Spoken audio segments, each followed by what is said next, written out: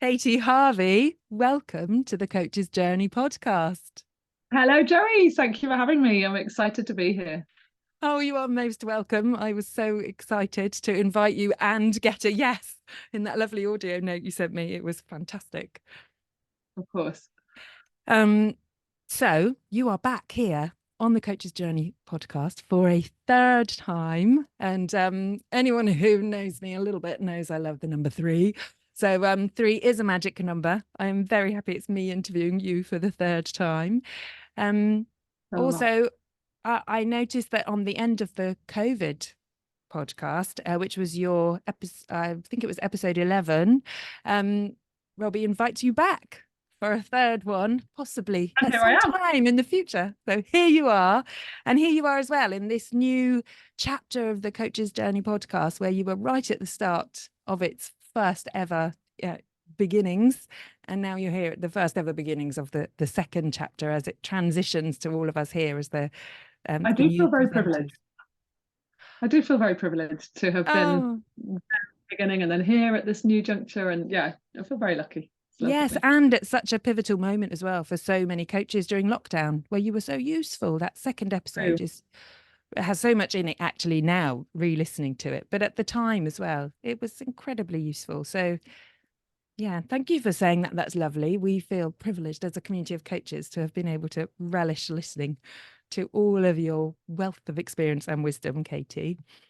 And as I've shared before, as I shared earlier, I haven't listened to either of them again. I probably ought to have done in preparation for this. Apologies that I haven't, but I haven't. So I'm hopeful that there was anything of value and use. But Joey, you have told me that there was some good stuff in there. Hopefully there will be in this one again. Oh, seriously, great stuff, Katie. I know I've spoken to other coaches who've listened to it. I know people in the community who've listened to it more than once, including me. I know coaches who've come to work with you because of it. There's just so much in there. I highly recommend both episode 1 and episode 11, which, by the way, happen to have 3 ones in, which add up to 3, which just makes this chapter 3 perfect, even more perfect. Even more perfect. Even more perfect. So usually each conversation in the Coach's Journey interviews have kind of 3 acts. And I think listeners who listen regularly will know that, and you may remember from episode 1.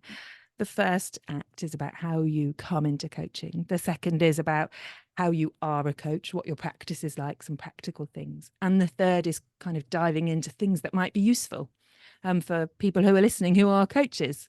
And another 3. We are very lucky that this conversation, I very much hope, is going to be all about that third act, really kind of diving deeply today into something I'm really interested in as a coach, which is about how we en masse and as individuals really create value in the world. In fact, we've touched on this many times, Katie, but I think from one of our conversations, I have a quote here somewhere in my notes, which I can't see. I think I can remember. It was about, you say about, by coaching, we are changing the world one call at a time.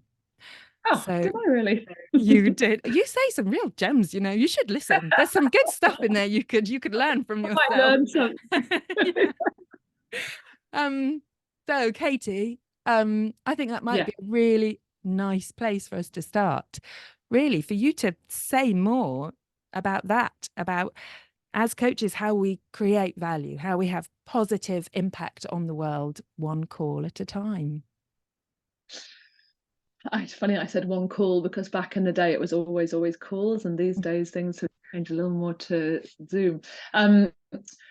I very much hope that that's exactly what the coaching profession is doing, is making a very positive impact on the world. Obviously, I can't see that or feel that necessarily other than the work that I personally do and the people I supervise do. But my hope and imagination is from the very first coach, who I have a feeling was Thomas Leonard, who's said to be the father of coaching over there in the States. And now to thousands and thousands of coaches out there, I hope that we are bringing a number of things to the world. One of them is, I hope that we're helping people listen to each other that bit more and recognize that having a listening space where you connect with another person is extremely powerful. in our communities. I am hoping that the idea of not giving someone advice always, but instead asking questions to help them find their own way through is empowering. And I hope that that is a part of society that's really useful, and particularly so in corporate life. I love that in the old days, of course, people was much more tell and train, and of course there's a place for that, but I love that now coaching brings in this idea of ask and learn and reflect and grow through that reflection. So I hope that all of those different elements of coaching are impacting society at large. It would be a wonderful thing to be a part of that. I'm interested that you said, I hope. I mean, in episode 1, you had done over 14,000 hours coaching. I know now you're past I think you're around the 19,000 hours mark, you say on another podcast I heard. And I think it's a lot more now. Yeah. And yet you're still saying, I hope. I'd like to dig in on that. I guess, I mean, the globe is huge, and I never like to claim massive sweeping statements about things that feel enormous. But I guess if I did say one call at a time, which I believe I did, then I do know that one call makes a difference. One session makes a difference to the world. And then if hundreds of thousands of coaches are having their sessions during the week, I guess, of course, that's making some positive change in the world. Whether it's a significant change in the world, that's the bit I guess I'm saying I hope it's a significant change. I'm so glad I asked that question, actually, Katie, because I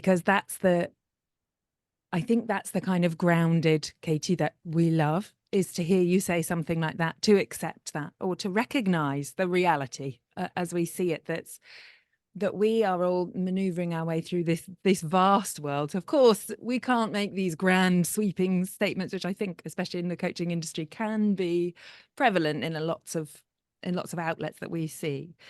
And again, you brought up something that I'm sure we'll touch on many times today, which is listening. It's such a huge part of what we do, is holding a space. You just called it a listening space.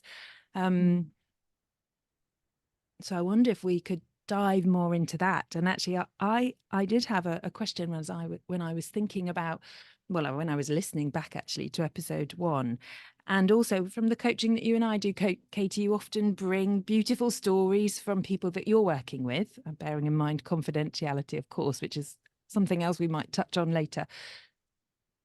But listening so much and hearing so much about other people's lives at such a deep level on that lovely listening space, especially you and I both do phone calls, not video calls like this.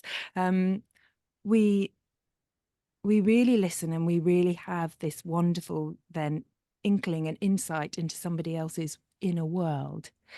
And I'm wondering if anything really stands out to you over all your years and vast hours of coaching, some things that really stand out that you've learned yourself from the people that you're working with, and the things that they've brought and changed, and the positive change that you have curated with them. That's a lovely question, Joey. So let me just check, because I am a coach. Let me check I've heard it right. What have I learned over all these years from all the people that I've worked with, and from the process of coaching and myself being a coach? Is that about right? Yeah. And you as Katie Harvey, as a person, but also what of all of that learning stands out? Because there must be tons, I'm guessing. So what really stands out in that? I guess this answer would be different on different days and different chapters of my life. One thing at the moment that is huge for me, I say at the moment, it probably has been the last year or so, is the duality of life. I think that's the right expression. I'll explain what I mean in case it's totally the wrong word. But it's the idea of both and. It's the idea of two things sitting together. It's the idea of a person being extremely difficult and annoying and irritating, and also extremely wonderful and lovable and kind. It's the idea of life being cruel and hard and painful, and life being beautiful and precious. It's those two things always sitting together, and that's something that keeps coming out and out of client work that I'm learning from the work that clients are doing with me. And I think a part of that is also balance. It's not exactly the same what I'm meaning, but it is similar. The idea of most conversations, it feels like sometimes the client will do the work that they're doing, and a conclusion of that work will often be around finding a sense of balance between two things. It's not an either or, it is somewhere in that middle. It is both and it is finding their way to get the balance right, rather than swinging the pendulum one way, swinging it another. It's finding that middle ground. And as a person that is pretty black and white myself, I can be quite binary. I used to be. It's this or this, I'm this or this. And coaching and my wonderful clients are teaching me more about that both and that balance between things. So that's what is prevalent for me at the moment. Who knows in 5 years' time? Or tomorrow. Things do tend to change, don't they? And you don't know what you might hear tomorrow on a call. Oh, thanks. I'm really pleased I asked that question, because that's also been, I think, really relevant in lots of areas of my life. Actually, funnily enough, Katie, as you will know, because you and I have coached together, and you reminded me that that duality, there might be something in here that's useful for listeners to listen to, because I know you recommended it to me and I found it very useful only just a couple of months ago, I think. There's a Brené Brown podcast with Barack Obama, and they talk about this this concept of duality. I think that is just about the correct term. There's something really interesting about that just keeps coming up at the moment in lots of spheres, and that might just be my my older reticular activating system working well. But I see this interconnectedness. In fact, I talk about it in I think in episode 56 about Indra's web.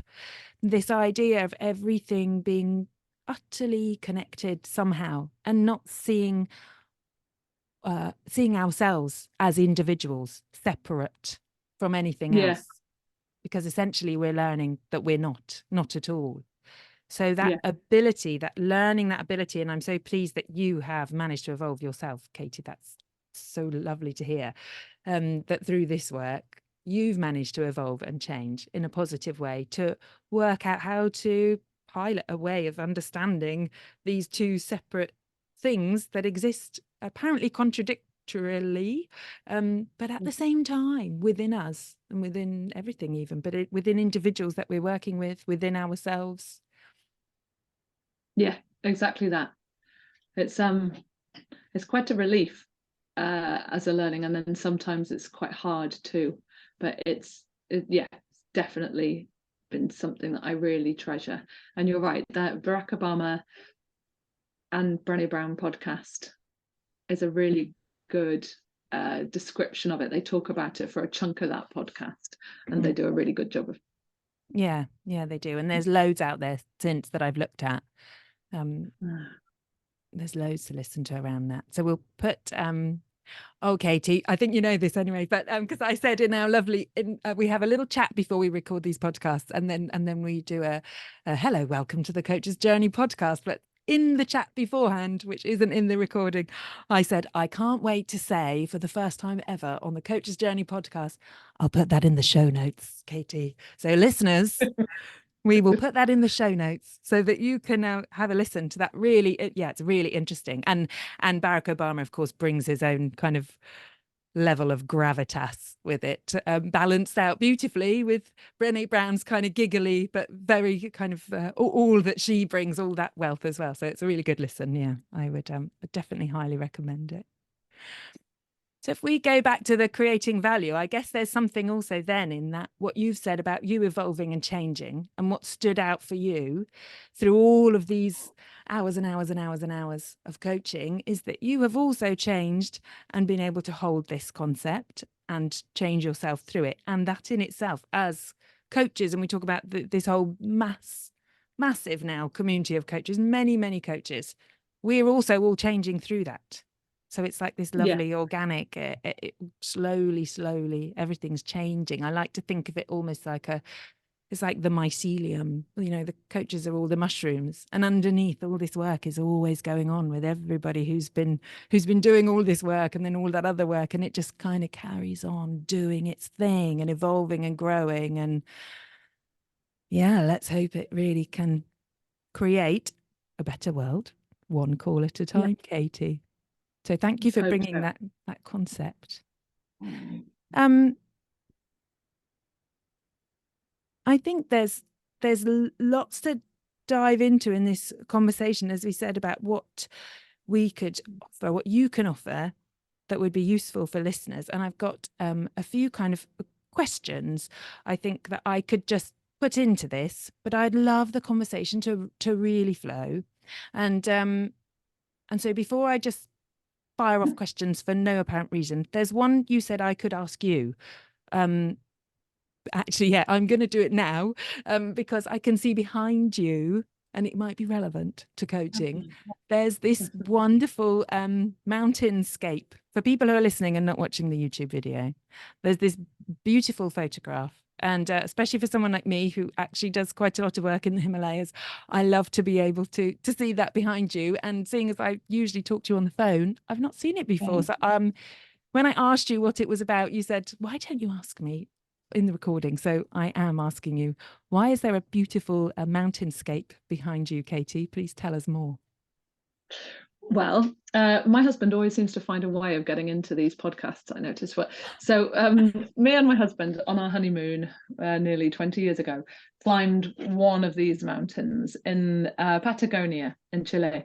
And it's Torres del Paine, if anybody knows that part of Patagonia. And I wish I could remember which one it was, but I can't. But he took, because he's a lovely photographer, and he took this photograph, he made it for me when we got back. And so I put it there, and I put it there before I did any kind of Zoom work, actually, because back in the day I did 100% audio only, and now it's still the majority audio coaching, but I do sometimes do Zoom for sure. So I oh, let me let the dog out. I knew that would happen. 1 second. Yes. There you go. There you go. Up you go. Your boys have come home. They have come home. I wonder whether to start that again about the Patagonia bit. So this, Joey, is a picture of Patagonia. It is a park called Torres del Paine, and I climbed one of those mountains with my husband, who always seems to manage to get into one podcast or other that I do. He took that photo after we'd climbed it and we were just going home, and then he created that for me afterwards. And I always had it there, actually, and I was audio only at the beginning of coaching for the longest time, and then started to do some Zoom coaching sessions, and suddenly realized, oh, this is quite useful to have behind me, actually, even though it had always been there, partly because it's rather beautiful. And I read the fact that nature calms a person's thinking, even if they're just looking at nature, not just that they have to be in nature. Even if they see a picture of nature, it tends to calm a person's thoughts and system. And so I thought, well, that sounds good. And it's often a nice talking point. People ask about it and where it is, and that's lovely. And it helps me remember a number of things. It helps me remember that I achieved something a long time ago, because it was and I am not a mountain climber. So it helps me remember that I did that. That's there. And it also helps me remember a lovely, happy time in the past. So it's got a number of purposes now being there, but mostly, yeah, just really like the memory. Yeah, I love that. And I love it that you climbed a mountain, and you don't usually do that sort of thing. And there's a reminder every day. I have a beautiful painting also near my desk that is a rock. in Cornwall that I trained very hard to swim out to and failed the first time. It's like a 10K swim. It was really hard work. It's a whole other story. But I have it there as an anchoring. I mean, most coaches listening, I guess, will know what that is. But to anchor myself, to remember, never ever give up, because I went back and I did it, and I'm not sure I can do I it love again. But it's a similar. I loved it when you said about climbing the mountain, and I also love it that your husband, yes, he does manage to get into every podcast you do. I love that. that. And actually, that reminds me that we put a question out to community members about Joey will be interviewing Katie Harvey next week. And does anyone have a question they would like? And you just touching on your husband there once again reminded me that actually, funnily enough, Robbie Swale, not sure if anyone here has heard of Robbie Swale, but he asked a question which I have written down here about, in that second podcast, how did you manage to do the podcast when you were so poorly, and also your husband had been extremely, almost hospitalized poorly with COVID, yet you were there still in service on a podcast, supporting and serving other coaches and helping them to do that, changing the world one call at a time? I don't remember very much of the podcast, it has to be said. I'm not sure how I did it. I think the world was so bonkers at that moment. I mean, we all remember that. And it was particularly crazy in my house because it was right at the beginning, and we thought we had COVID, but of course there were no tests back then, so we couldn't actually tell if we had COVID. And we thought we might be being melodramatic about it, imagining that we actually had it, but then we did have it, turns out. And my husband was very, very ill, as you say. But I think, looking back, I think I was crazy to do the podcast. Glad as I am that I did do it, but I think probably what I should have been doing is lying down in bed and recovering. But I kind of think I wanted a sense of normality and wanted to keep continuing doing what I love doing, and so I wanted to keep my commitment. I tend to like to keep commitments, so I wanted to keep that. But yeah, looking back, I was really quite poorly, and in particular my husband was. Anyway, I don't regret it, but yeah, I do think that it was a bit bonkers that I did that. But I'm very hopeful, as you say, that there was something useful in it, because I think I was not quite in my normal mind. Yeah, and it's a shorter podcast. It's an hour, which That helped, I'm sure. would have made it easier than because we actually book out 3 hours for these calls, as you know. So it's a big ask for someone being interviewed on the podcast to be focused for that long, even as coaches, when we often are focused for a long period of time. But listening back now, actually, completely now beyond, although actually as we speak, my mother is recovering from a horrible bout of COVID, but I think it's still a useful conversation to go back and listen to, because there's lots in there, especially for me, about the value that we create, the support that we can offer as coaches, what we could do at that really difficult time. And also what really interested me, Katie, was that you had such I really don't want to say finger on the pulse. It doesn't seem right, but that's kind of what I mean. You had almost an insider view, because you had been talking to people's inner worlds and listening to them in the build up, in that really strange, uncertain time before lockdown, and then into lockdown. I think you talked to Robbie about a month or 2 months in or so to that first lockdown, when things were really scary and there wasn't much information around at all. But it was so interesting to me to listen back and really get a kind of a grasp on how much as coaches we do have an understanding of what's going on and underneath what's going on, apparently, to what people usually see on the surface. And I'm wondering I often hear Robbie on this podcast saying, there's so many places we can jump off. And now I've got 3 bouncing off in my head, and I know exactly why he says that now. So I think where I'll choose to go, actually, because it was, I think, from what I understand, and certainly in my sector of working in the charity sector, COVID and that period of time and the lockdowns and everything that came with it, which is just a huge multitude of change, even now, I'm wondering, what do you feel as a coach who's had a the longevity of experience you've had? Do you see that as a pivotal moment in the industry, or do you see that as some catalyst of change? What impact do you think it had on coaches and our community of coaches in the UK and beyond across the globe? I'm not sure that I'm well informed enough to answer. But let me think if I have thoughts on it. I wish I had some kind of data, you see, to talk about what I think it might have done, but I'm not sure I do. What I do know is, I guess, that there were some incredible groups of coaches that got together to do voluntary work to offer coaching support, let's say, to the NHS frontline workers. I signed up to work with them and then got ill and then never did get back into it because I grappled with long COVID for quite a long time. But that group did some incredible work with the NHS that I think might still continue today in some form or other. And I think there was an awful lot of pro bono coaching work done that I heard of or knew of across the globe. And I would imagine that that must have done a really great job in helping people know coaching more, feel its benefit more. So I'm very glad for that and hopeful for that. I'll tell you a small thing that seemed to have changed in my coaching practice, and I wonder if other people's too, is that having talked before about being 100% audio only when I started and for 15 years or so, then I would say people started wanting video. They wanted Zoom coaching much, much more because they were used to communicating through Zoom. So they wanted coaching on Zoom. So that was interesting. That kind of changed things a little for me. But also now about a third of my practice walk as we have our coaching sessions, and sometimes maybe a half even.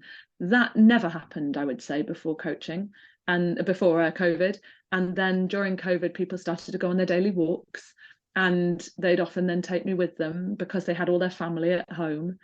And so what I noticed was, these walking coaching sessions, they were walking, I was not, people are more energetic, they're more resourceful, they're accessing greater creativity, let's say.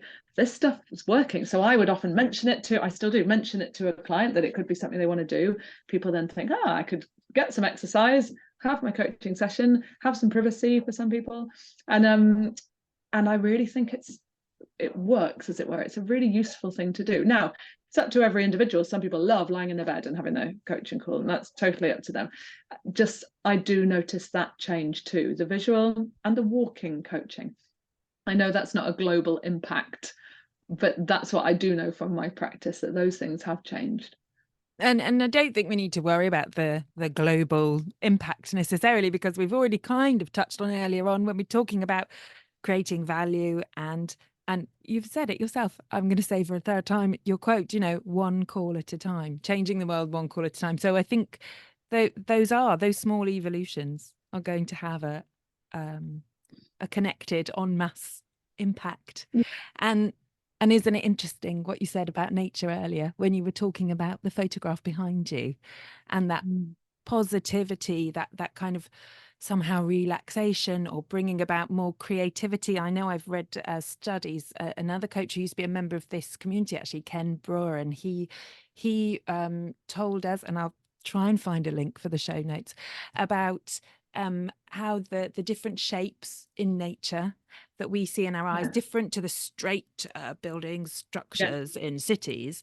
When we move out and we look at a tree, or we look at the waves on the ocean, or it can actually have an impact on the way our brains are working, and the way we think, and the way we feel, and our physiology and everything, not to mention all the other research out there about why nature is so good for us. So that's really interesting, that something that actually locked us down and kept us inside, you're saying took more people outside for that listening space, for the coaching spaces that we hold. That's really lovely. And you saying a third of your practice rang a little bell for me as well. On in episode 1, you talk about your practice also as it very much is made up of a third on the phone as a private one-to-one practice as a coach, and then a third I think you said at the London Business School, which I'd love to explore more. And I know Robbie's also asked me to talk to you about that if we have time today, and I think we will. And then the other third was working with organisations and in the corporate sector. And I think part of that also was your pro bono work that you do in the charity sector, which obviously I too am very interested in because of where I work. Is that still the same? What are we now, 5 years since episode 1? Is that still, 2019 it was. I'm pretty sure, I should check Wow. that. Pretty sure it was November 2019, Katie, and I'm not sure when Robbie recorded it with you. So it's 5 years ago. Things must have changed a little. Those ratios do shift, but largely that is actually still the same. That it's slightly different, but not really. So about a third is individuals hire me privately to work on, as I said before, it's still the same. They work on anything under the sun. So there's never been a niche and there still isn't a niche. So that's in that third where individuals foot the bill and work with me one-on-one.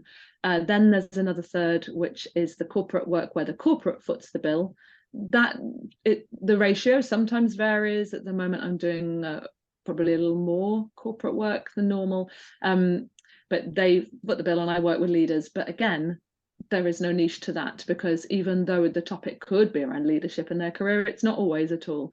It's just the difference really is that there's the corporate footing the bill for that, and the context is often more corporate work. Then the final third is where I work back within coaching, and that could be working and teaching at Coach U, or it could be at London Business School, for example. I still work there now, and working with new coaches, growing as coaches, learning their practice, building their practices. I kind of count all of that in that final third as well. As I get older, I imagine that what I will do is work more in the coaching arena, and that will spread. I always want to be coaching, and probably always majority coaching, because I believe that's really vital when you're working with coaches, to come from that place of live coaching. But I do love working in the coaching arena, so I can imagine myself doing more and more of that as I get older. And I'm writing a book, and I hope that book, and if I ever finish that book, I'm hoping that the book will then lead to more work and more conversation with other coaches. Yeah, and in episode 1, Katie, you talk about the possibility. I've always wanted to write a book, and then actually when it comes to it, you talk about, people can go back and listen, and I'm not sure I've remembered it exactly right, but you say you're sure when the boys get a bit older and you have a bit more other time, perhaps that's something you'll do. And the other thing you talk about, which is so exciting, is which I really hope might come out of the book as well. It's so good to hear you're doing that, because I'm sure it will fly off the shelves. And these podcasts can go hand in hand with it. We'll be putting it in every show notes. But also you wanted to do this idea of a conference, bringing together. I think I might have this wrong. I listened, but I think you call it normal coaches, just everyday coaches coming together. And we do this in our work in Nepal with Freedom to Learn. It's normal teachers or people working in the sector, coaches, facilitators, trainers, normal people coming together and doing almost like a knowledge exchange. It's not really networking. It's about sharing things that are useful for each other, and also supporting each other, because we have similar experiences. And I wanted to ask you, and I'd actually forgotten, so I'm glad you brought up the book. Is that something that you're still looking into possibly doing, or have been putting out some feelers? Is there anything happening there? Well, there's nothing happening. It's still something that I love the idea of. I was really keen back then, 4 or 5 years ago, and then COVID happened, of course, so both people weren't getting together physically, but also I was poorly for quite a long time, so it totally went off the radar. But it is now, it's in my mind a lot, because I still love the idea, as just as you said, getting everyday coaches, as I think of myself, together, and for that very purpose of supporting each other and sharing best practice, sharing ideas. I would love to do that. I'd love to be in it, and I'd love to host it. The tricky thing is that to make the space to do that would mean not coaching or supervising or teaching, coaching. I would need to actively say no to the work that I love doing.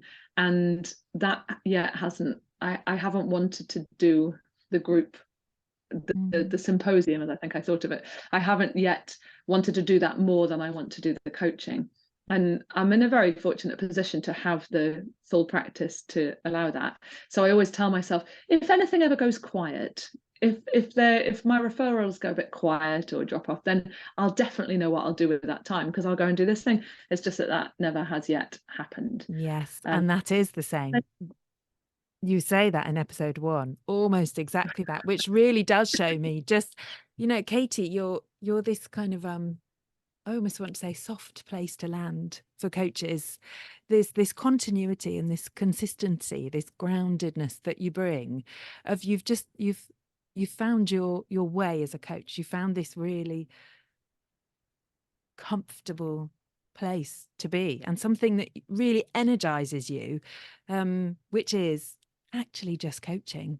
And I found that, I think I might talk about it in my interview, and I know you and I have talked about this before, but as coaches, I mean, you talked about your learning and growth earlier on in this conversation, but I find coaching incredibly steadying. You find coaching, I think, from what you said in episode 1, very energizing and enlivening. And just how wonderful is it that you've been coaching since, I think you say in episode 1, since 2001, which 2002. We won't worry too much about dates. We're talking about more than 2 decades, that here you are still saying at different intervals throughout that time, actually what I love doing is coaching. Yeah. And although I've got these great ideas, this is what I want to do. It's true that I still pinch myself to think, have I not? I remember interviewing a coach back at the beginning when I was figuring out whether I wanted to do this, and then I found as many as I could, which was about 4, and especially in the UK. And one of them that I interviewed, I asked about it, and he said, one thing I want you to think about is you will burn out. You will run out of love for it, because it's intense, it's brilliant, but it has a shelf life as a profession, as a career for yourself. And I remember where I was sitting when he said that, and I remember thinking, whoa, I don't want to invest in something that has a shelf life that I'll burn out from. But so it worried me, and I thought about it, and then I still went forward because I couldn't let it go. But he has not yet been right, that kind gentleman who gave me his time, because I feel like I love it more now than I did. Well, I know I love it more now than I did back then, because I feel more comfortable with coaching. I feel that I am working with clients that work best with me now. So yeah, I'm still as much in love with it, but definitely more in love with it than I was back then, and certainly not burnt out from it. Still find it very energizing and also very steadying, as you say. I find it both those things. Basically, it's incredibly healthy for me and my life, and I get paid for it. I think that's amazing. Yeah, the ideal scenario. You also say, and I want to be careful that we don't repeat ourselves from episode 1. You don't say too much that you said then. But Neil McKinnon actually asked, when knowing I was going to interview you, he was really interested in the energy that you have from coaching, because in episode 1, and I went back specifically because Neil asked the question to check what you said, and I think I understood that you were saying that kind of monthly cycle that you do, 3 weeks coaching every week. You will coach with your one-to-one coachee or client thinker, the person you're working with. Then you have a break week, and also the fact that you have variety, because although the corporate work is often the one-to-one work as well, you have your one-to-one practice with, as a generalized, with your generalized population coming in to coach on all sorts of different topics. But you also have the London Business School, which, don't worry, Robbie, we will dive into at some point soon. And that gives you energy. And I wondered, listening to Neil's question, which is, how has it changed from when, you know, your first 500 hours to now, what sounds like you might be moving past the 20,000 mark, actually, although I thought you were at 19. I mean, that's a phenomenal amount of coaching. There's two questions here. He would like to know if and how your energy levels have evolved as a coach throughout that time. Let's start there. Let's do that one. I won't ask you two questions at the same time. Compound questions. Well done, Jill. I love that question, Neil. Thank you very, very much. Because I think about it a lot, about my energy levels. So they have, one thing to talk about is that they've changed. So coaching gives me energy, that is for sure. That actually hasn't changed, I don't think, at all. What has changed is my timings. So it turns out that I have much more energy in the morning than I do in the evening. And I used to work until 10 o'clock at night. That was my last coaching session would be 9 till 10. And I can't do that anymore. That my brain and energy don't work. I don't seem to get the energy from coaching that I do at any other point at that time. So I don't do that 9 till 10 slot. And I do still work 8 till 9, but I only do that 2 evenings a week now, whereas I used to do 4 evenings a week. So I am noticing as I'm getting older that my energy is shifting in terms of the time of the day that I enjoy working. And if I get that right, then the coaching gives me exactly the same energy as it always did. If I get that wrong, as in too late in the evening or too many evenings, that's when I find it doesn't anymore. So I've learned to really listen to that and adjust my practice accordingly. And when I get that right, as I say, it's fantastic. And the second thing to say is when I got to maybe around the time of the first podcast, I really decided that I wanted to take my coaching to another level. Like I'm always, I hope, learning and growing, but I really felt I wanted to make a bit of a step change. And the way I felt I could do that best was to look at my energy in terms of my self-care. And so I really worked at sleep, and I really worked at exercise and nutrition, and in particular, rest, which was the pillar, because if those 4 are the pillars of self-care as they're known, nutrition, exercise, sleep, and rest, of those 4 pillars, rest was the hardest one for me to relate to. But I looked at all of those and really optimized as much as I could, and I still do as much as I can, optimize my practices, my behaviors in those areas to see whether there was more energy and more I could bring to my coaching, and that has made a real difference. And I still work on all of them, but in particular the rest one, which was not so natural for me 5 years ago, but I'm getting better and better at it. So I am optimizing my energy through great practice in those 4 areas, I'd say.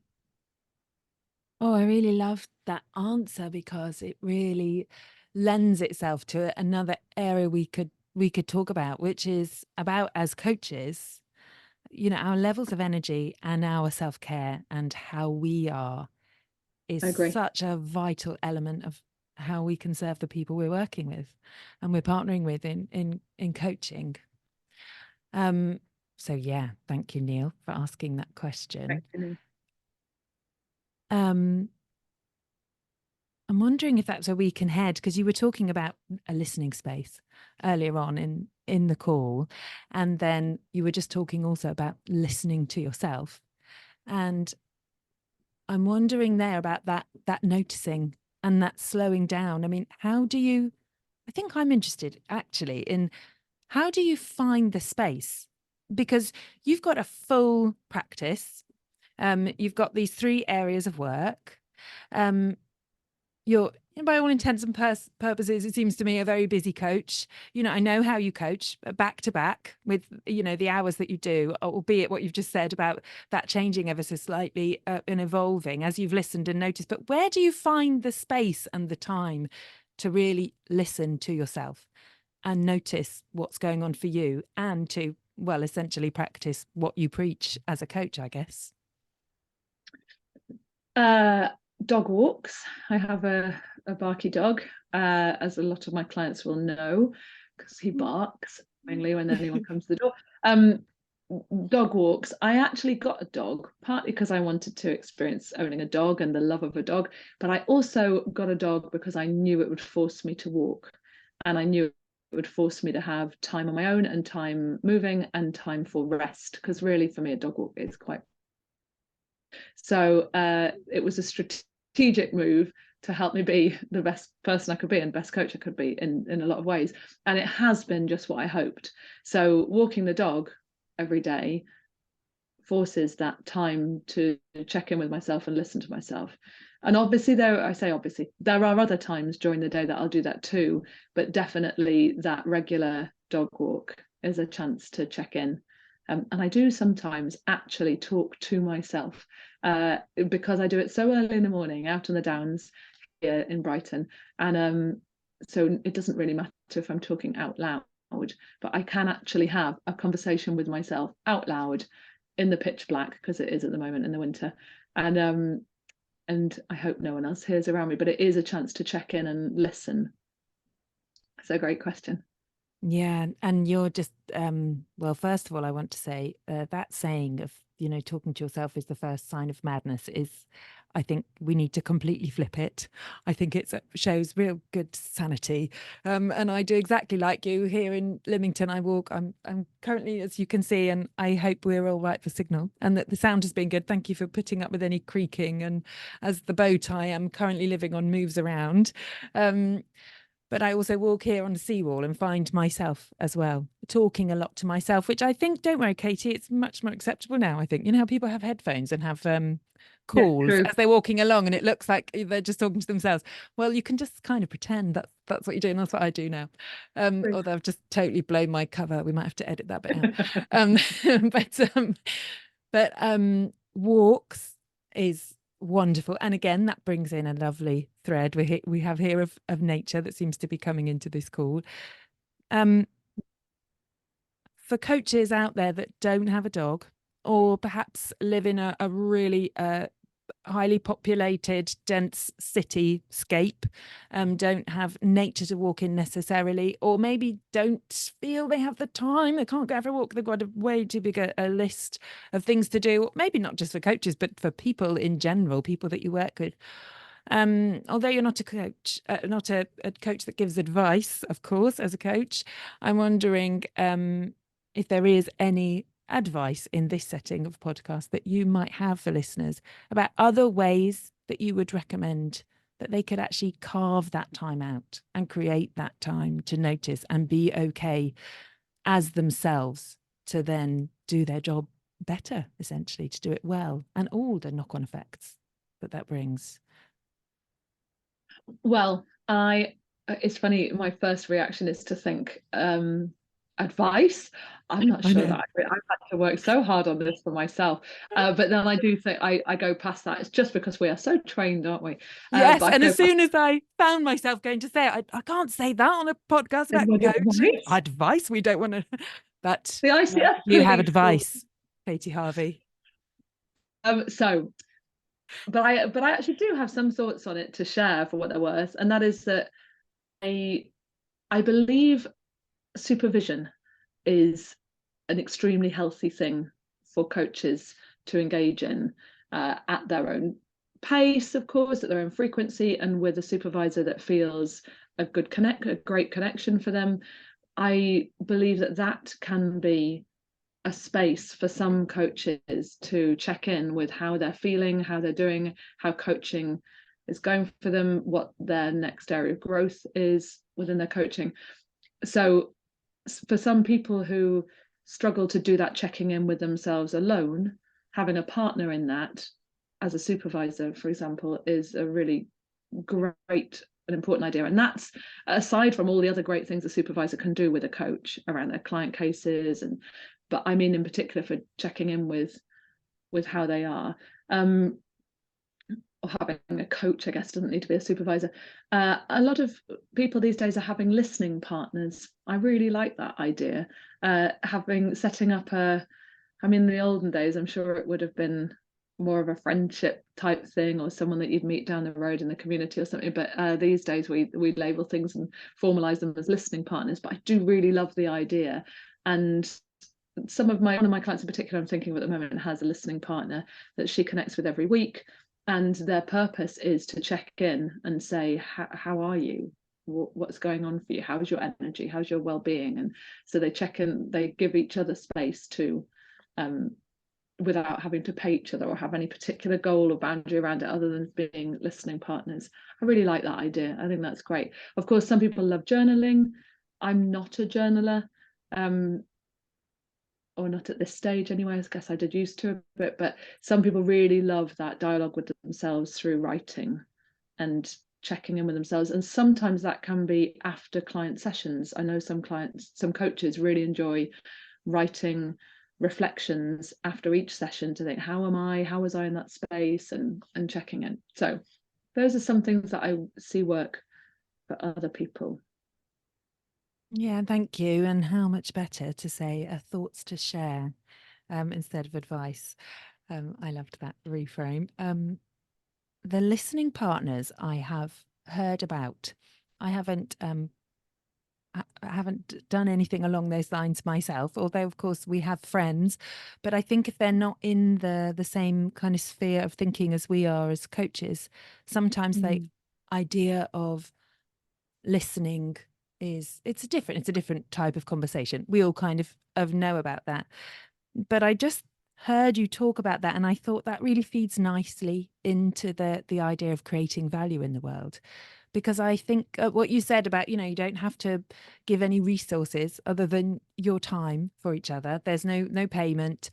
And I wonder if there hadn't been what I perceive to be, and I may be wrong, but this real explosion in the coaching industry, which is, I know you said you haven't done the research, you haven't exactly got all the stats, but I wouldn't be surprised if actually during that time of COVID, there was so much happening online that it really opened loads of doors for coaches and also for people to hear about coaching and therefore become interested in coaching and this kind of knock-on effect. And it's really blossomed and bloomed, and it's so wonderful that it's so available to so many people.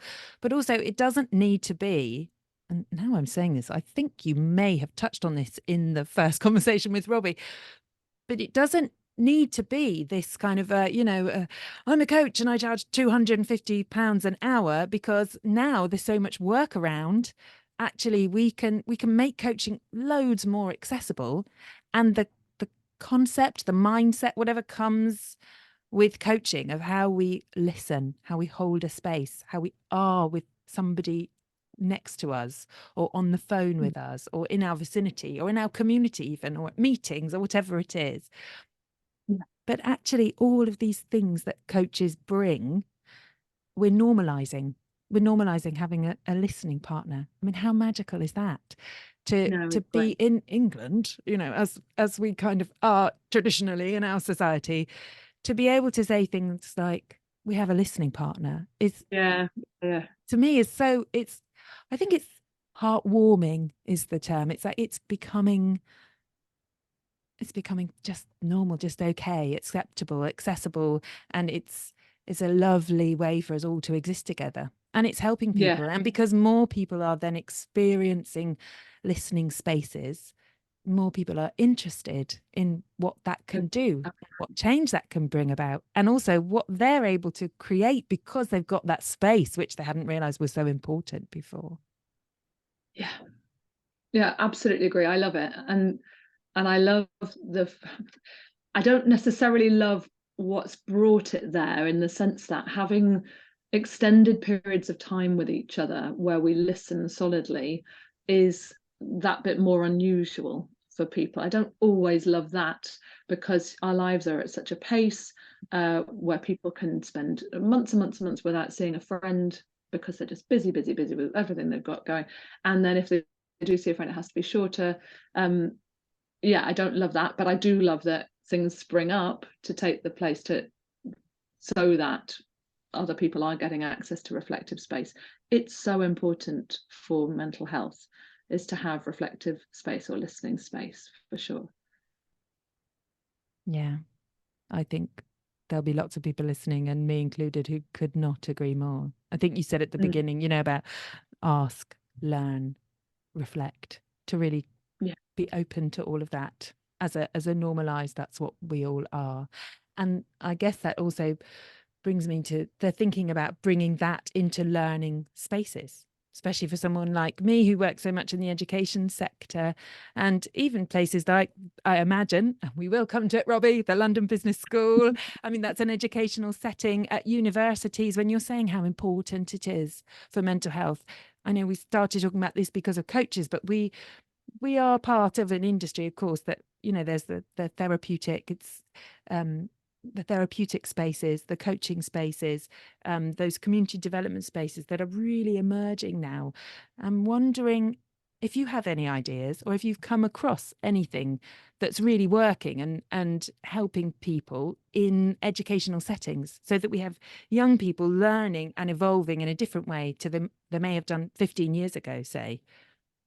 I'm thinking about things like mindfulness in schools, that type of thing. I wonder if you've come across anything in a learning space or industry.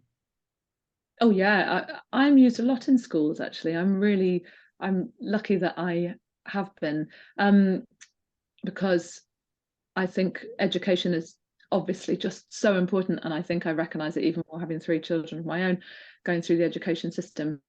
I started doing this was pre-COVID. I started doing coaching clinics in schools where I would offer a day about every term to a school. A few schools I did this with, and teachers could sign up to have sessions with me. Just a one-off session, so not something that would go on, but just a one-off session with me, and they could book in if they wanted to, and they didn't have to. And they were really, really powerful sessions, as sometimes a standalone session can be with a complete stranger that you never meet again. But they were really great. That gave me an insight into the education system in a way that I hadn't seen other than as a parent. And then I started working with a lot of head teachers for a while, who were referring me to other head teachers. And then one school in particular brought me in to work with the senior leadership team. And so over the last maybe 5 years, I have been doing a lot more work in education. And I am no expert on this, but what I do see is that a coaching approach, and one school calls it a coaching culture that they are trying to develop in that school. It does seem to be that the idea of helping each other learn and grow, both helping the children learn through finding things out themselves rather than teaching by rote, of course, back in the millions of years ago. So helping them, but also teachers helping each other learn and supervising each other with questioning and coaching, as opposed to teaching and training. It feels like education is absolutely adopting this coaching approach, both with children and with adults, as I say. I'm no expert to talk about the education system, but having now been involved in it quite a lot as a coach, I love what I see. And I love, I was brought in, for example, to teach a bunch of tutors in a school who had tutor relationships with the children, to help them understand how to run those tutor sessions in a coach-like way. So I was brought in to teach them that. So there's a real embracing, from what I've seen, of our philosophy as coaches, our way of working with people in the education system, which I think is great. Oh, Katie, I can't tell you how delicious it was to listen to that. I can't believe that we have been working together all this time and we haven't talked about that. I've done some work with teachers as well in the UK, and with lots of teachers in Nepal. And that, you're right. I think the one-off sessions in it, my experience is with coaches who are, teachers who are, I think, sometimes heading towards burnout, almost really massively stressed with a heavy, huge workload, but massive, shining hearts, who are in that Yeah. job because they absolutely need to be, and they're doing something that is in such service to our schools full of children who need that care and support. So for me, coaching feels like a massively, should be a massively integral part of any school community. So you talking about it already, you were talking about it, a hugely experienced, dare I say, veteran, coach veteran. You're talking about it in a normalized way, that this is something that happens, that is being adopted. You've got schools talking about coaching cultures. That's wonderful. It's not real. I know head teachers in the schools I've worked in are working with coaches. I know I've worked with the teachers. It's gradually creeping in. So that was really good to hear, Katie. And I'd love to delve into that. I'm not sure that it would be all that interesting for listeners always, if we specify on only schools. But I think what I'm really interested in is the work that you've done in those schools then with the teachers so far. And there's this coaching culture in amongst all the staff and the teaching staff and the caring staff. Has that then, do you think, had some kind of trickling down, or do you even, I mean, some of the work I do in Nepal, I'm actually teaching, in fact, coaching skills then in some of our workshops that are then taken into class, reflective inquiry, asking the right questions, holding a space, listening. I'm wondering if you've seen any of that yet in schools here in the UK. I couldn't say. I know that some head teachers have told me that the work we and they have done on building a coaching culture has trickled down into classrooms, and therefore they feel benefited students. But I don't feel that I could say how it's benefiting the children, but I really hope it does. And I can imagine logically that it would have an impact, having a coaching culture amongst the staff and support staff. So yeah, I really hope so. And I guess some head teachers have told me so, which is excellent. Yeah, one would imagine it would go that way.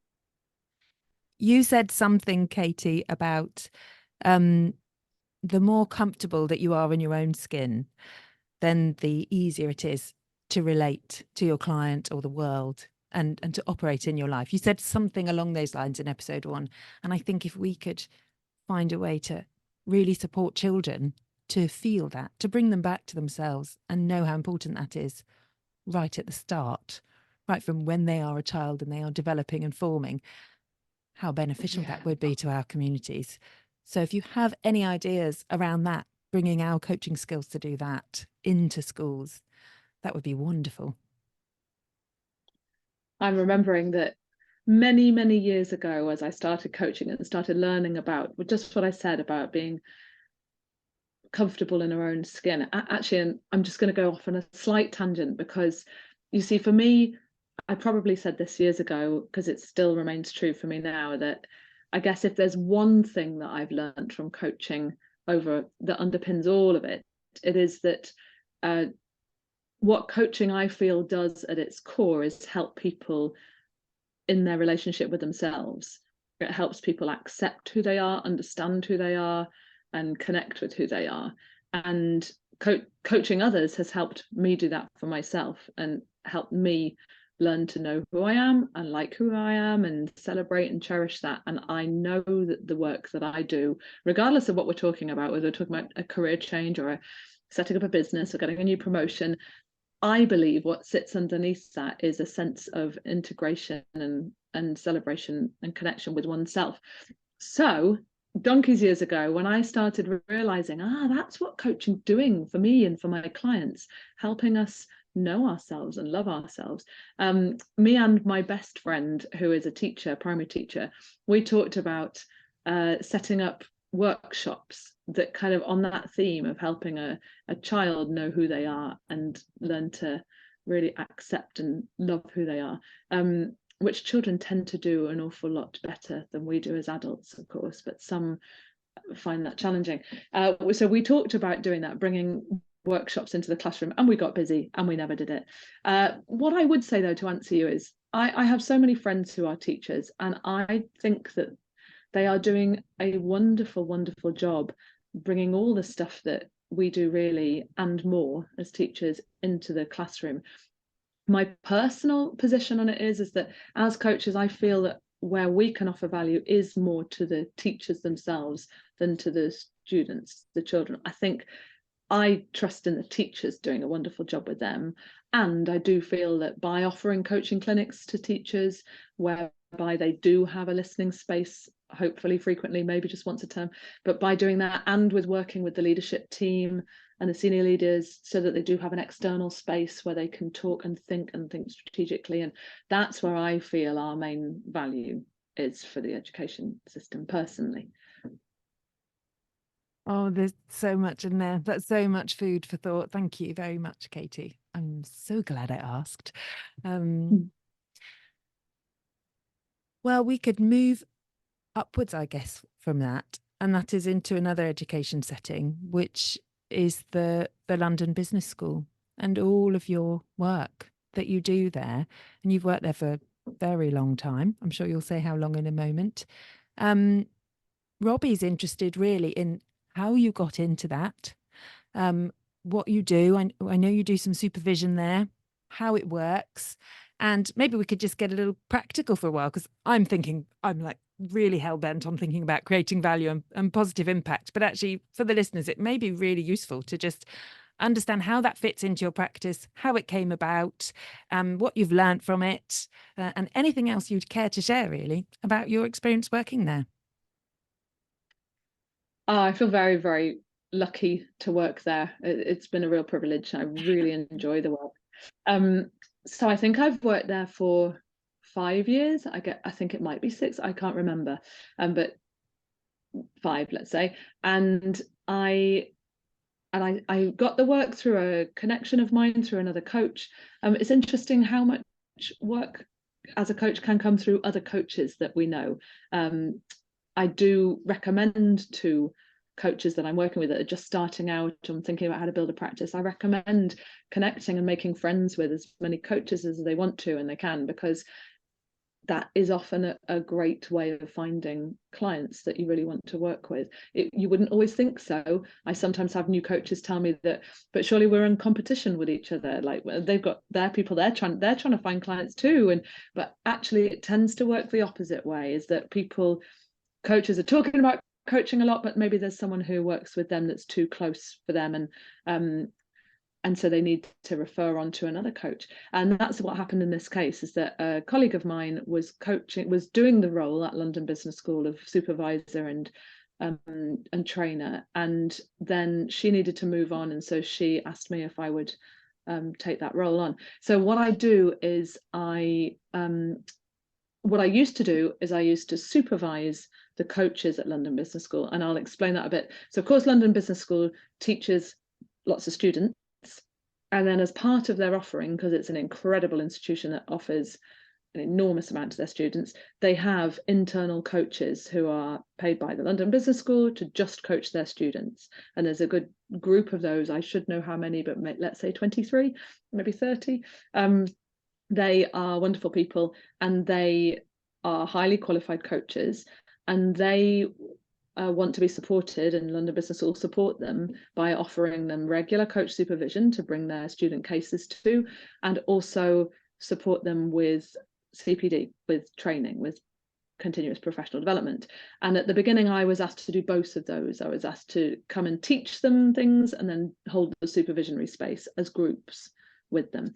And I did both of those two things for I think 3 years, and then kind of felt like I may have run out of things that I wanted to teach. So I said to them that I felt like maybe it's not so much I'd run out, it's more that I felt like they could do with another person teaching them. They heard a lot of me and my way of coaching, and I felt like maybe it was time to bring a new flavor of coaching in. So so they did that with the CPD, with the training, but then they upped my supervision. So now I just do supervision, as it were, with them.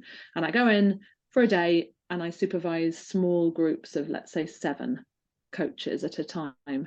And they bring just as I do in other group supervision settings, people bring their client cases, in their case, student cases, and we as a group explore that together with the purpose of growth, as I always say to them.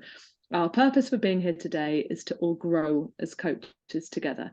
So we do that. And what I get out of it, other than of course a lot of stimulating conversation that helps me to grow as a coach, but I kind of feel like I have colleagues. I always make them laugh with this, because we know as coaches that work one-to-one, especially from our home, often audio only, it can feel sometimes a little lonely on the colleague front.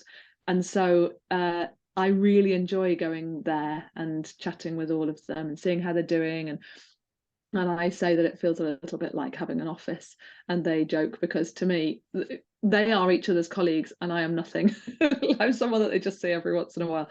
So that I don't think they understand it at all. But for me, I really like going in and feeling part of a community there. I care about them all very much. So it's been a real blessing. I hope it continues. I think it will continue as long as there's a budget for it, but budgetary changing all the time. So fingers crossed.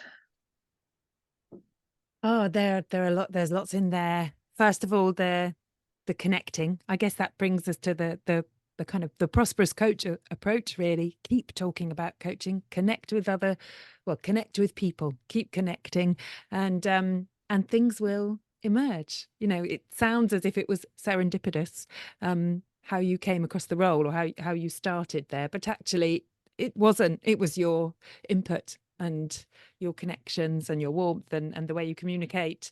And I loved that. I love what came from that. That's a really good story and a nice thing to hear as a coach, because it's nice to have faith and trust that things will emerge when they need to. And it's been this lovely steady position for you. And also it's given you in inverted commas an office, you said, you know, somewhere to go into. And that's so true. I've done group workshops locally and abroad, actually, and when you're doing them more regularly, it's so lovely to go in and sit in a circle. I don't know that you do that specifically, but to sit with other people in person and all of the stuff that in-person work brings.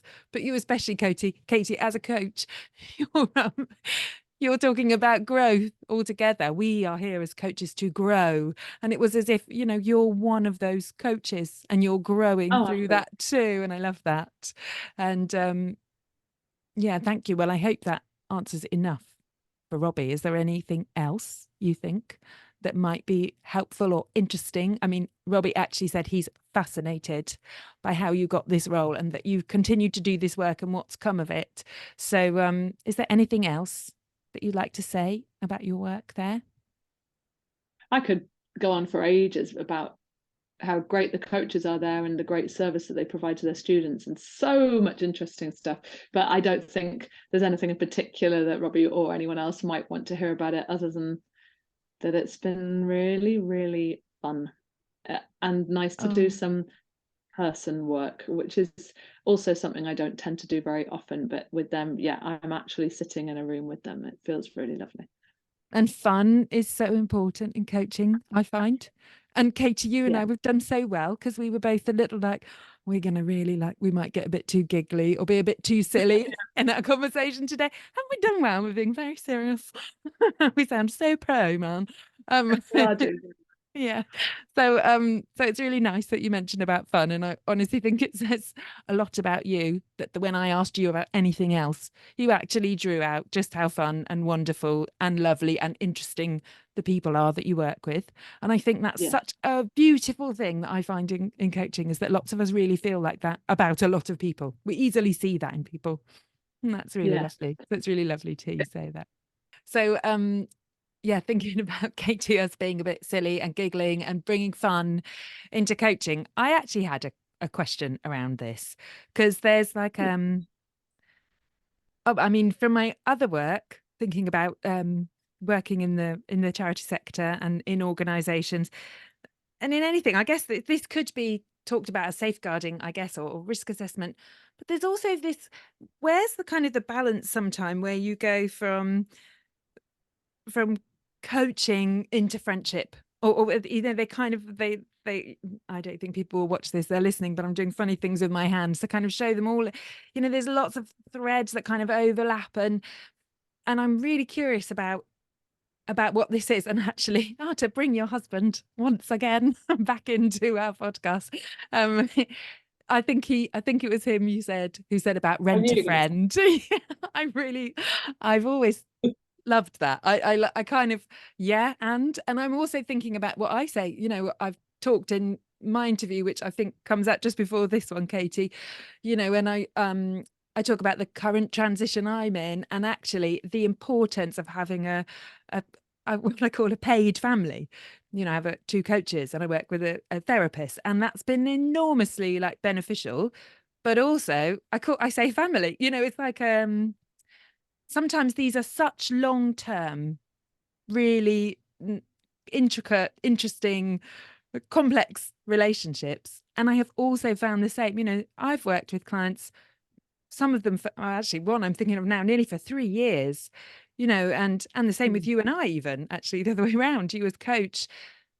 I'm wondering, it might be useful for us to talk about this. Where do we now I'm thinking about what we said about listening partners as well, and this whole kind of change of culture in our English community, and how things are changing and emerging and evolving everywhere, and how we feed into that as coaches and how we contribute to that. And somehow, to me, that friendship coaching balance seems kind of part of that as well. I'm wondering if you have any thoughts on that, because there are businesses you can work at. You know, if I'm working in an organization, there's very clear guidelines. Obviously, schools, very clear guidelines. Working with teachers, actually, I have very clear guidelines. But outside of that, in a private practice, I think I've said enough now, and I don't have a specific question. I think I'd just like to know what your thoughts are on that. And if you have anything useful for us that you might want to share. Well, yeah, I've definitely got thoughts around this. I'm going to go back to what you were talking about at the beginning, really, which is like the coaching relationship. Like, what makes it different to a friendship, and how do you make sure that it is different? And so I have two thoughts around it, and one is that I feel like it is all love, or as Carl Rogers would have called it, unconditional positive regard, to make it maybe sound more palatable. But for me, I feel like it is love between two people, connection, trust, warm, positive regard, safety in that space, wanting the best for the person. That I feel is at the crux of the relationship between the coach and the coachee, and probably between the friend and the parent and the child, or in those relationships. When they're healthy, there's love. Probably when they're not healthy, there's still love. The thing that then, so that is what's in common, and why I sometimes feel that it can be hard to distinguish, well, this feels like a friendship and this feels like family, or this, you know me better than everyone else in my life, and that's strange. I think that's because it's love between two people, and that sometimes can feel like, well, then what's the difference? And I think there is a difference, and that is the boundaries that you put in place between the two of you that make it a coaching relationship. And those boundaries will vary from each coach to each client, and every coach needs to understand, what are my boundaries? Where am I prepared to draw the lines, to have this, remembering that this is a coaching relationship. And so for some people, that is that they will not speak to their client other than in their coaching time, in the coaching session. So they don't have access to their mobile phone, let's say, just to email. I don't have that. People do have access to my mobile phone, and I really enjoy it. And I guess I don't contact people, or really very often anyway, at the weekend, let's say. That's my time. And so I often put my phone away and I'm not on it so much. I don't contact my clients independent of them coming into the space. They come into the coaching space and we have a lovely coaching session, and sometimes they might text and I might respond. I don't tend to reach out to them very often and ask them how their day's going or something. So there's, I guess, quite subtle sometimes, and then quite formal other times, ways that distinguish this relationship from another one. And I do believe things like keeping time in sessions, so making sure that this is just for me personally, but making sure the sessions have a start and an end time that the client can come to expect. Those kind of things help the client and me remember, this is a particular type of relationship called coach and client. And I'll come back to the fact that it's all love at the end of the day for me. You won't be surprised to hear me say I love that love, and I love that we can say in the coaching sphere we can easily talk about love, or that's my experience so far, not having worked in somewhere like the London Business School or in a corporate setting where you may want to say unconditional positive regard. And I loved what you added there, warm positive regard. But I think love, again, I'm wondering if love is actually what connects all of this together, all of the interconnectedness that we talk about, that there is a love, and that's okay. It's a professional with boundaries, and we kind of know them because we outline them, or we just know them through our work. We just put them in place. Because for me, I think as a coach, and I think what you just said, and I love that thing about time bound, you especially, we all know from listening to episode 1, and also some of us from working with you, you're very time bound. It's very clear, you finish on the hour and you begin on the hour, so you're very good at that. I always give a 15-minute leeway on my sessions, just in case, because I'm not quite as experienced as you yet, but it's nice to have that. But absolutely, the hour 15, we finish always. It has to be by then. So actually, I'd not thought about that as a boundary, and that's good to know and good to hear. And I think that weekend thing as well is really useful. You've been really consistent with that through all the episodes now, that you have times when you are not a coach to somebody. You are Katie as a wonderful mother, wife, or, and there isn't that overlay. So I'm glad that I brought that up and you kind of made it clearer for us, but also allowed us. There's that thing in a therapeutic setting, which I do think is important for lots of reasons. We won't go into that here. There's a very, very clear boundary, but it can feel sometimes cold and hard. As someone who's in therapy, say, or in that session, we don't so much have that boundary as coaches. In fact, some of our stories are incredibly useful for the people we're working with. And very often, because we often end up coaching people just like us, spoiler alert, we end up, I think Robbie said once, spoiler alert, our best clients are just like us. And Yeah. and I think that does seem to be emerging as something that's absolutely true for me and for lots of the coaches in my supervision group as well. So it is different, and it's nice to know that there are also boundaries and that we can dance in a way that we want to, really, as long as we're professional and we have that mindset, and we have it very clear that we're not actually just going to suddenly be best buddies. Yeah, and I think it's really great for coaches to really become aware with their supervisor or any of their colleagues or just on their own, but to become aware of what those tiny little boundaries or the big boundaries, what they are, because that will emerge as people grow in their coaching, and as the years and the months roll by, they'll start to realize, oh yeah, I do this, and it's really important that I do that, because that for me is a clear boundary. And oh, I do this, and sometimes they'll cross a boundary, let's say, or do something that doesn't quite feel right, and then they'll realize they're feeling a bit resentful, which is often a telltale emotion for a boundary being crossed. And then they'll pull back and think, oh, that's because I did this. And so I do think what makes it a coaching relationship, which for me are the boundaries, and is a really, really important thing for us coaches to rumble with, reckon with ourselves. And then when we're clear on them, it means that we can be explicit with those, as many as we want to of those, with the client when we start out, which just helps to reinforce the whole thing. The more, like in a parent-child relationship, I guess, the more those boundaries are understood, and understood implicitly and explicitly, the more that they are, the safer I think a person feels in that space. And the safer they are, the more that love can flow freely, because it's in a really safe, bounded space. Yeah, I love that comparison as well to parenting. It's true. But also I was thinking, just as you started to say about parenting, I was remembering how usually in supervision, it so often the difficulty that you might be facing with your client comes back to contracting. Yes, it does. And also it goes back to why supervision is so important, that you were saying earlier about that noticing and that learning and being able to use that space to reflect also is around learning where the boundaries are as a coach. So thank you for that. That was a great answer. Good point.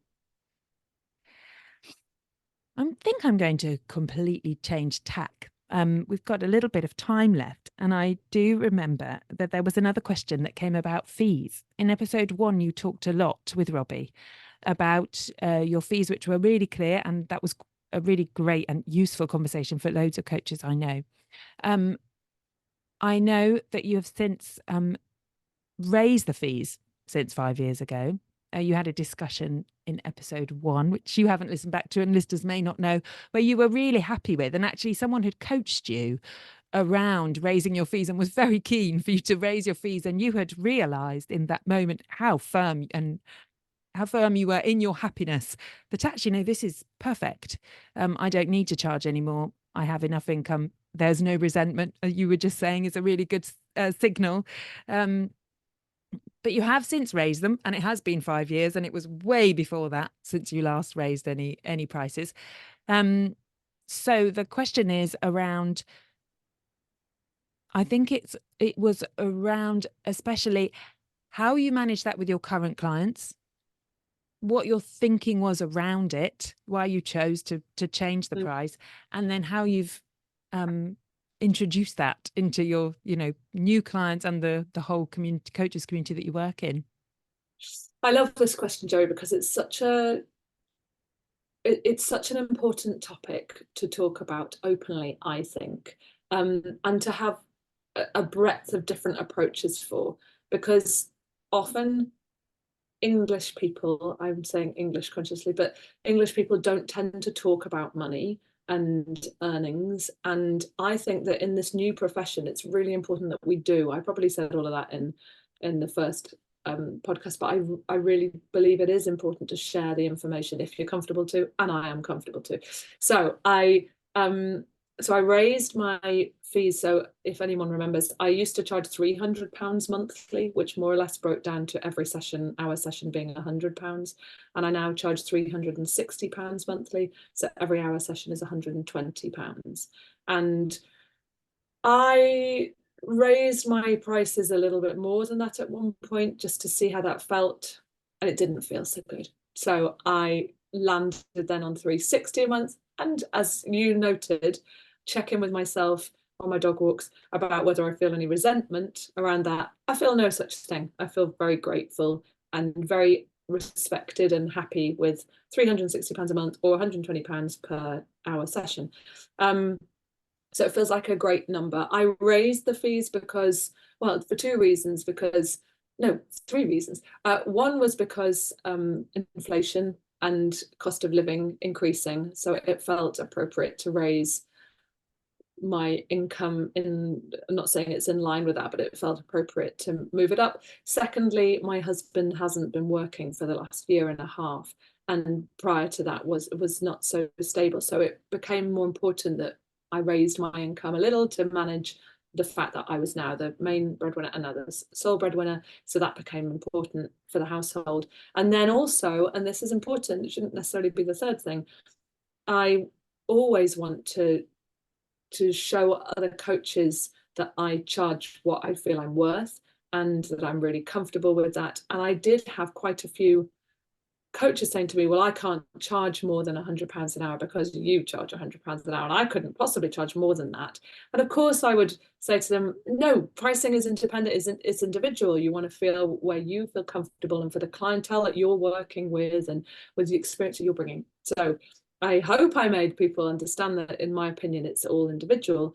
And yet there was a part of me that felt like I wanted to raise my prices for those reasons that I've said, but also because I didn't want to hold other coaches back to keeping their prices lower than 100, let's say. I wouldn't have done it on its own for that reason, but I was pleased to raise my prices for that reason too. So that's where I've landed. Then to answer your other questions, I've always had this philosophy that people that came into my practice at £100 an hour get to stick at £100 an hour. A few people from a long time ago were paying less than that, and they have stuck at that if they come back and work with me for a session here or there. So some older clients who come back get to keep their old fee rate. New clients coming in, therefore. So then I never had to have a conversation with anyone about the fact that I put the fees up, because I never have put the fees up for an individual. Just a new person coming in, the new fee is £360 a month, and that's that. So that has been a very, I mean, this is 3 years ago, but that was a very smooth transition. I think 3 years ago. It's been a smooth transition for me and easy, and I feel really comfortable as ever with where I am at it. But it was an interesting learning to put it up too high. I put it up to 150 an hour for a bit, and it just, I noticed that it was putting, I mean, it was probably only 3 or 4 people I worked with at that rate, but they were mentioning the fee in our sessions, and and mentioning the fact that, oh, we've only got 20 minutes left, and that costs a lot. And it was also true that they were saying, oh, I'd love to refer you to my friend, but I know she couldn't afford you, and just got this feeling. It wasn't a great deal of people that I was gathering this data from, but I did get this feeling of, this is starting to do what I never wanted it to do, and create a kind of elite that can afford me. And it's starting to put a pressure on the coaching space itself. People are thinking about the money as we're in the conversation, and those things are what I never wanted to happen. So it's these they're small differences, 150 to 120, but they seem to make a difference for people. Actually, I'm not sure 120 to 150 when you're talking about that pretty much on a weekly basis. That's a big difference for a lot of people, and it is a huge investment, often coaching. And I'm really interested to hear about what you say about noticing in your clients the change in pressure, that you were feeling it, you were not even feeling it, you were hearing it in words from them, that they were hearing the pounds drop. I mean, I know from, for example, if you're talking to a solicitor, you can hear the pounds dropping, can't you? And it adds a really, I guess, unnecessary, but actually unhelpful pressure to the situation. So you can't ease into the work and do the best quality job. So I'm really interested in hearing you say that, and also those different factors that came together, amalgamated together to help you with that learning of putting them up and then bringing them down, and easing into something that you were comfortable in. And it's lovely to hear you actually, Katie, having gone through that transition, feeling settled now, because I've done something similar. Actually, I talk about it in my interview. Although the price difference actually wasn't that much, I actually went down in my prices, and now I feel, yes, much steadier about it and settled, and it feels fair. And I think you are too. I think we both have something around coaching is such an important space to have for people. We talked about, the more comfortable you are in your own skin. I mean, coaching is a wonderful way to support people to be able to come back to themselves and feel more comfortable in their own skin. And so therefore we want it to be accessible, really accessible, to help whole communities transform. And you can't do that if you're charging money that they can't afford to pay. And also that piece you said about, oh, my friend would love to work with you, but I know she can't afford you. That I've had that myself too, even at £60 for a session.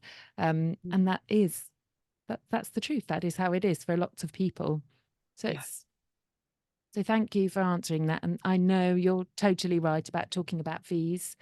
It seems a really almost kind of squirmy, awkward thing.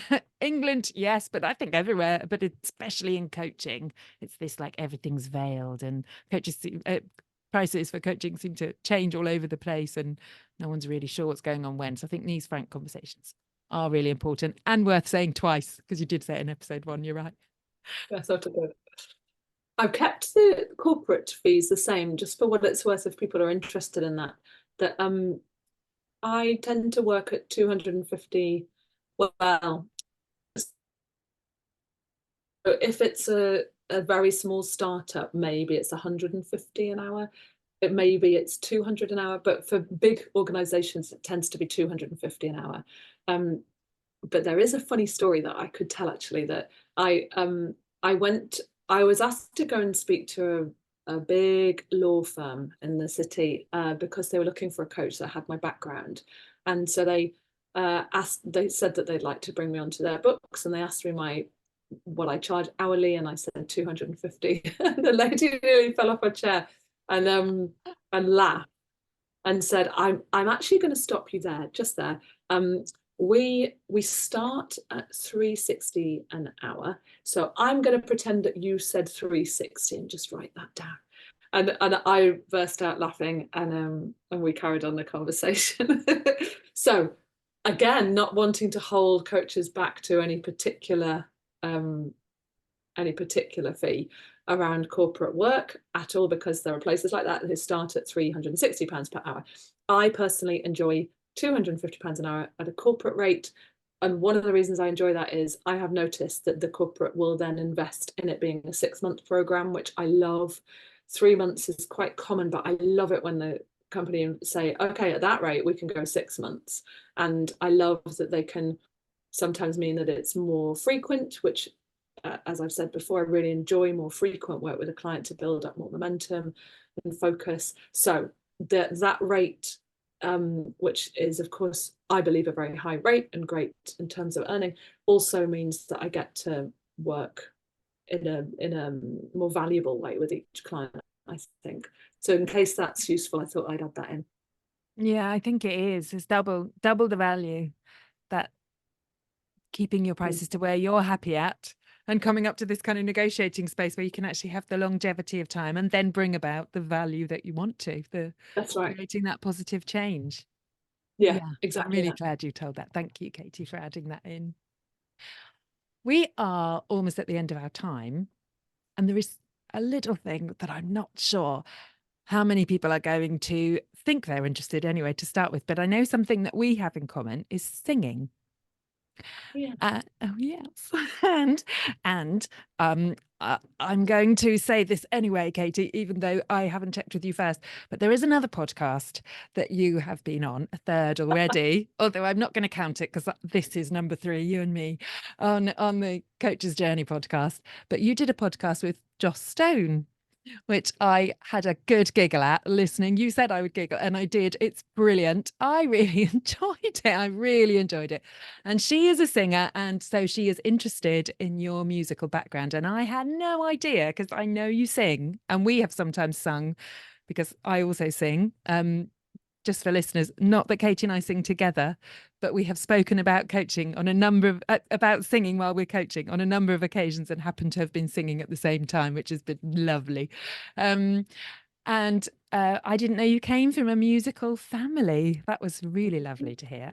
And that you use singing. It almost felt like, and I haven't listened to it again, that part, but what I've taken from it is you use singing in a way that brings you such joy and pleasure and fun, and also gives joy and pleasure and fun to the people around you. And I think I was really interested in this singing and coaching, and where you might draw if there are any threads that join the two practices, thinking about benefits and advantages and just things that singing might bring that coaching also brings. And then I also, of course, want to bring in the creating positive impact, bringing about lovely changes by singing, by offering your beautiful voice. So for you and for those around you. Well, I suppose there are many studies that show that singing is a healthy thing for people to do because it tends to raise people's well-being. That being said, if singing, like for a lot of people, is not their cup of tea because it makes them feel anxious or nervous, or they don't feel confident, of course it's not going to raise their well-being necessarily. So it's a very personal thing. But if it is something that somebody enjoys and feels good doing, then it makes a person feel great. I guess for me, the threads between coaching and singing are in my value set. So I think as coaches, we often work with values and value elicitation exercises with our clients. I do something very similar to Brené Brown and what she does, which is give a whole load of values words to a client and get the client to circle the top 20 that stand out to them, and then narrow that down to the top 10, and then narrow that down to the top 5 that means something to them. And then I used to do that. What I then have learned from Brené Brown, thanks very much to her, is that she then goes down to 2. She asks her people she's working with to choose the top 2. And I never used to do that. I now do that. And I did that for myself because I realized I never remembered my values. I could kind of guess what they were, but then I thought, I bet if I choose 2, I'll be able to remember them, and then I'll be able to kind of live by them, express them more. So what links coaching for me with singing are my top 2 values, which are love and joy. And for me, they both express both of those 2. Particularly singing for me is the joy, and particularly coaching is love. But those 2 activities in my life absolutely mean that I express, I guess, my essence. Because if I think about what values are, I always imagine them to be a person's essence. If you were to dilute them into liquid form or something, or into an elemental form, it would be those would be the elements of the person. And I feel like if you were to dilute me into 2 elements, it would be love and joy. And therefore, yeah, those 2 activities which I spend my time doing are me living my values, and therefore making me feel pretty good. That would be the threads for me personally. And not only do they make you feel pretty good, I can vouch as one of your coachees and for this, and I'm sure that people who are in your vicinity when you are singing, also they get a little of that essence. It goes into them, so they can enjoy it, and think of the word joy in that enjoy. They can enjoy it. You know, they really feel it. And it's funny you should say that, Joey, because I did 2 concerts raising money over the last 6 months, and people at the end of it did say, oh, it was such a joyful evening. 2 or 3 different people said that about those, and that made me really smile inside, because I thought, it's funny they chose that word. It's funny that that's what I'm expressing. I say that it's me living those values, and I feel great for it. I really feel that we need to start with ourselves, like with the good old oxygen mask on the plane. We do need to start with, like, okay, what are my values? How do I express them? Oh yeah, here's coaching and here's singing. That allows me to express, and it sounds very selfish starting with what gives me those things, but like you're saying, for me, if we are doing things, if we're living in a way that expresses those values, that's when other people around us, our friends, our family, our clients, that's when they benefit too. You have to first start with checking what brings you that fulfillment that I think values do. And that's, I think, where the magic is happening about coaches creating impact in the world, in the communities that even live in those Patagonian mountains behind you, and live in the Himalayas in Nepal where I work, and live in the villages near Brighton and near Lymington where I have, and everywhere. I think what we're really learning and beginning to embody, even though we live in England, is that we're knowing that we have to transform ourselves in order to really allow those positive changes to ripple out. Feels like a beautiful place, doesn't it, to end our conversation? But there is one more show note I think I'm going to need to add. You just talked about Brené Brown and the values on that sheet, and I'm wondering if you know where that resource might be accessible to people who are listening, because I loved that distilling down idea of the values. That was beautiful, Katie. And it would be lovely to look at Brené Brown's version of that. Do you know where it might be? I think if you Google Brené Brown Dare to Lead values, I think it comes up as a PDF straight there. Amazing. We will put that in the show notes. Yes, say it again. I'll look it up. Oh, well, I think joy, fun, giggles, some. We got a little serious along the way. There's been, loads in there. Thank you, Katie. Thank you again for all your time. in But Katie thank you. chapter 3. And yeah, actually, I'd say I have thoroughly enjoyed it. It has been a joy, even the little breaks for the dog. I have absolutely loved it, Joey. Thank you so much for really thought-provoking questions. I hope it's been of value to coaches out there. I really love the podcast. Thank you, Robbie. Thank you, you guys. It's really, really important to have a space where coaches honestly share their journeys and their philosophies, and the greater breadth of that, the better, I believe. So I thank you to yourself for this lovely space, and for Robbie for the podcast in general. Yes, well, you're most welcome for my contribution. I have thoroughly enjoyed it. It serves me too. It's mutual. And yes, thank you, Robbie. The Coaches Journey community so far has been hugely beneficial, and I think really contributes to the mycelium and intranet and all those lovely shining things and the changes that we're talking about. Thank you, Katie.